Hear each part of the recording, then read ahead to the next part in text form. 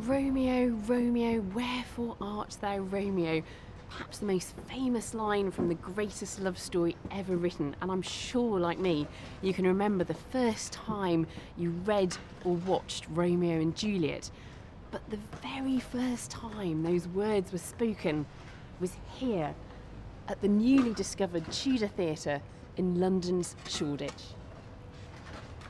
This is the site of one of the earliest playhouses that was built in London in the late 1500s, and most importantly it's the site where Shakespeare first became an actor and started to write plays.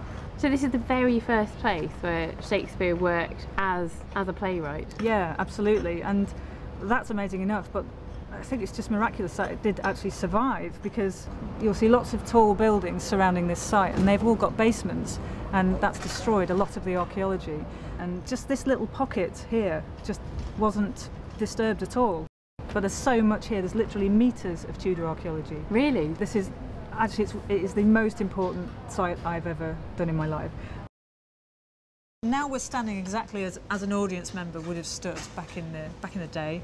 We're standing at the back of the yard. You can buy a cheap ticket and go and stand in the yard and watch the play, or you can sit in the galleries. And you'll see that the floor slopes slightly in that direction, and that's on purpose so that you can have a better view. So that people at the back can still see over the heads of the people in front. And what about this wall here? So this is the edge of the galleries. The galleries would be coming up behind us, yeah, off of this foundation wall, and we'd be stood at the back. And that means that the stage would have been sort of over there, perhaps 10 metres away from here.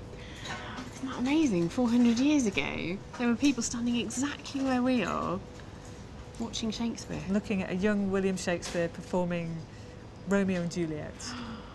You know, for me, that's amazing. It does send a bit of a shiver down the spine, doesn't it? Yeah, absolutely.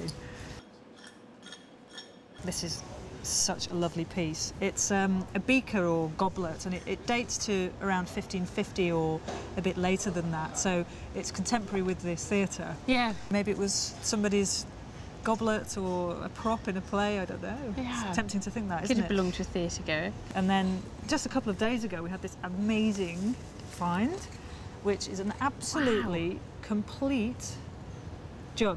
And there's not a flaw in it, there's no chip out of it, nothing. They're called Bellarmine or Barkman jugs. They all have this bearded male face on them. Yes, which it's is great. Yeah, it's really distinctive. So what would this have been used for? What would have been in it, do you suspect? Beer.